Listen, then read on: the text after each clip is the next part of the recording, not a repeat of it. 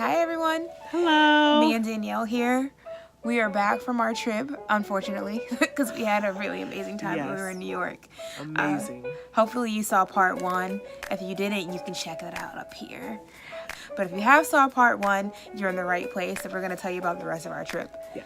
So in part one, we talked about how we went to the Wendy Williams show and how the next day we had scheduled to go to the View. When we went, it was freezing cold, and we're thinking we're gonna have to wait outside, and they opened up this door, and they take you to this room with heat. We're like, heat. what? Yes, it was like a cafeteria Right, area. right. And one thing that got me is because we woke up so early to get there. We get there, Starbucks. Yeah. Right there in the corner. Now, of course, we had to pay for it. It wasn't free. Which is fine, but, we had the opportunity to get comfortable, Right. get your coffee. While you wait. Get your pastry, get whatever. And they did offer free drinks, like I think apple juice, cranberry juice, Yes. that type of thing. They did give that complimentary. Yes. And they give you, they have these really cool, little red carpet type thing. You can take the pictures and showing people that you were there. That was a lot of fun. Yes, that was really cute. And they have little, faces of Whoopi and stuff like that. Yes. Here's something to keep note of, though, because we went on a Friday. Whoopi's off on Fridays. So any Whoopi Goldberg fans, don't go to the View on Friday, because she will not be there. But yeah, as for the show itself, we go there, the entertainment was great. They had a girl, Wendy had this Magic Mike looking dude, but still can't get over him. But the View had a girl, she was really cool. Her name was Miss Pretty Ricky, and she was a lot of fun. Very funny, a comedian, kept the crowd going, definitely catered to everyone in the audience. Just between sets, having that type of personality there to basically get us excited. And I really give it to her because she didn't have a DJ. It was just her. Oh, yeah. And she could sing, too. Yeah. Shout out to Pretty Ricky. Pretty Ricky. Yeah. She did an excellent job. She was wonderful.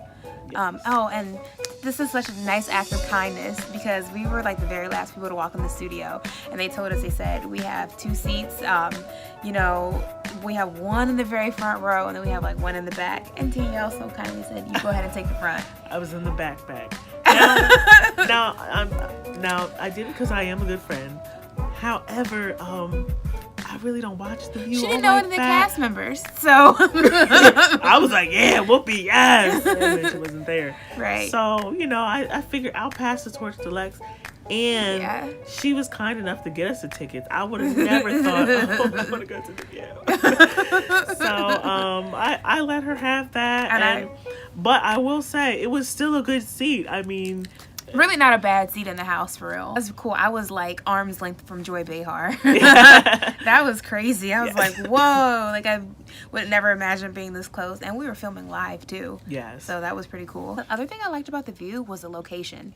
They're actually located right by Central Park. Yes. So very, very lovely, which leads me to another free activity. Me and Danielle did have an opportunity to explore Central Park a little bit.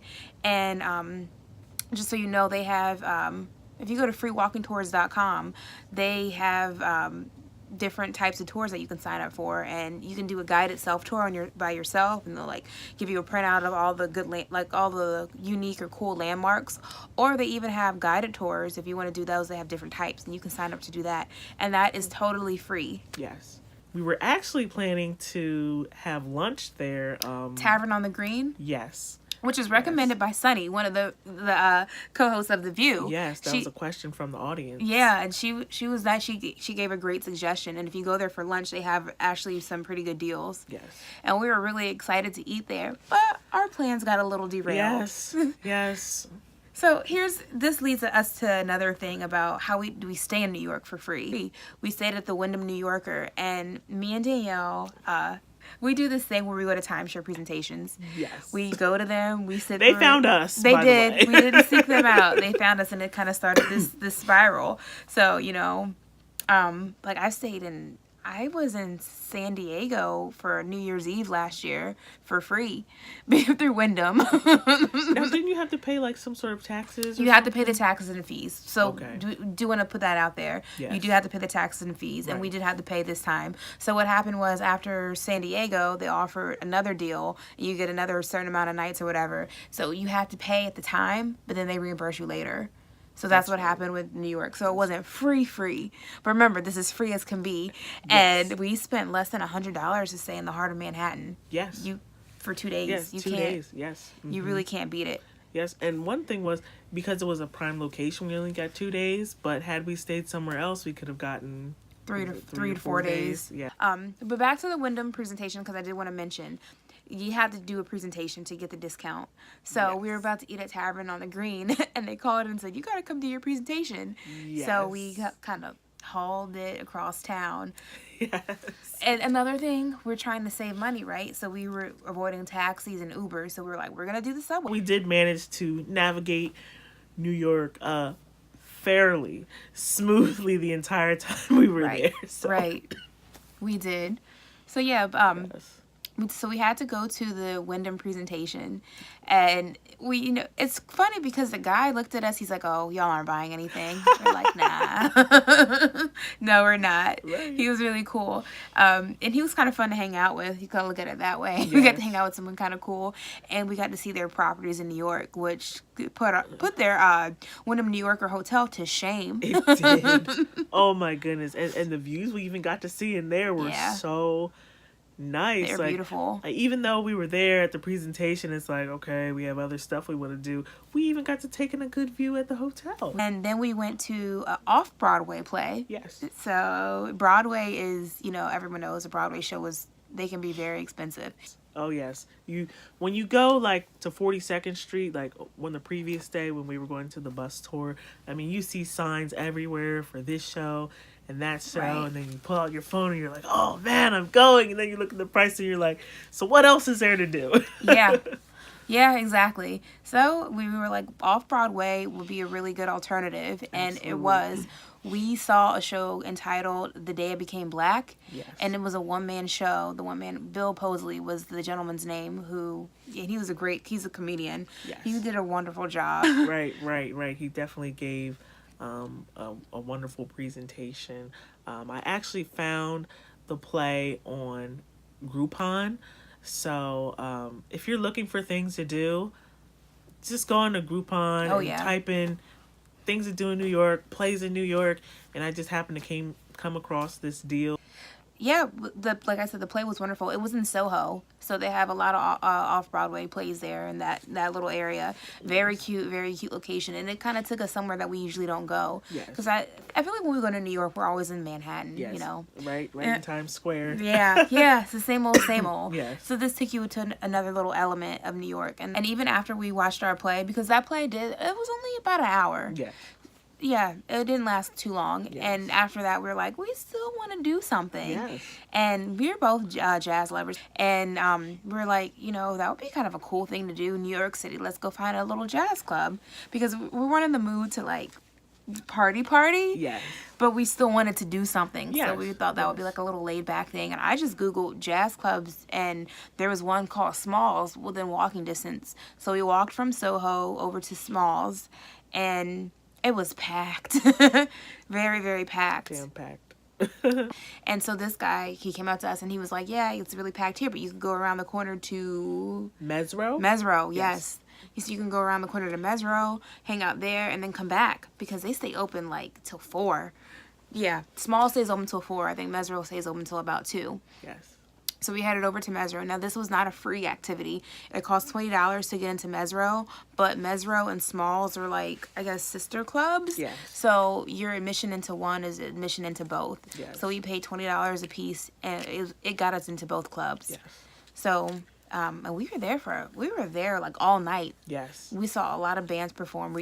So after it started to get a little crowded in Mesro, we're like, okay, now this is our cue to tiptoe around the corner. Yes. We went over to Smalls, and I mean, there were people there, but we were able to get a seat. Yes. We actually were able to get seats right in the front. Now, it was a very, very little venue. Yes. And we saw some really great performers. Yes. Miss Popularity here, she actually happened to know one of the guys' bands, the Corey Wallace Dubtet. So, we talked, said, oh, hey. We go in, and to our surprise, it's his band that's playing. Yeah. And they were awesome.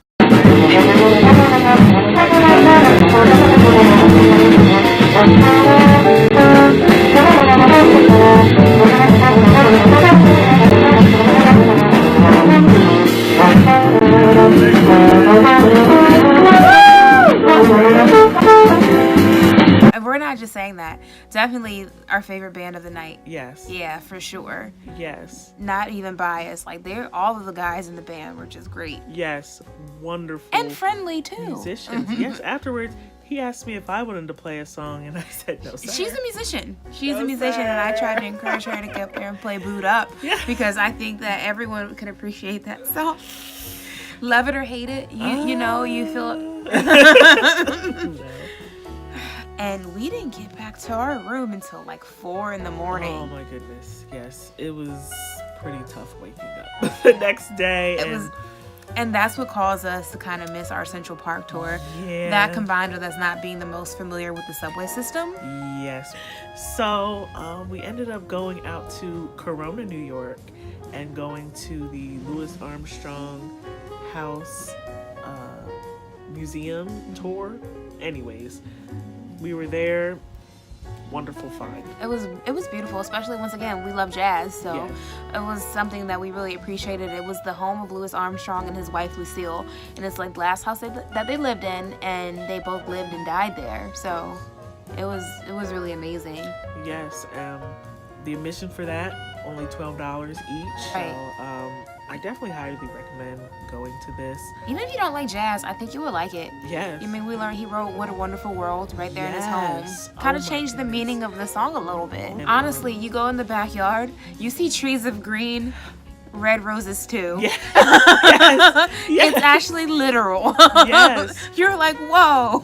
Yes, yes, and the song is basically a testament of how his greatest accomplishment was having a home, a big commercial place. It was basically just a home in the middle of Right. the block. It's no Hollywood. Yes. I mean, it's not. It's a lovely neighborhood, Oh, but it's lovely, just not yes. like, you know, something you would think of like a Yes. superstar living Yes, in a just home. nestled in a residential area, and like, if there's like one thing I could have squeezed into the trip, it's probably just a couple more hours of sleep, because Yeah. we were beat. That's a We city were. that never sleeps, but we sleep, and we do. really could've- And we didn't even get to do all of our activities. If you go to, there's Fridays at the MoMA. So if you go to the Museum of Modern Art, Yes. you can get in for free after 4 p.m. on Fridays.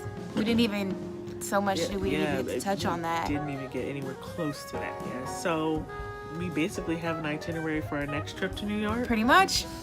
And we'll let you know all about it Yes. next time we go back. Thank you so much for watching. Thank you, and go to NYC.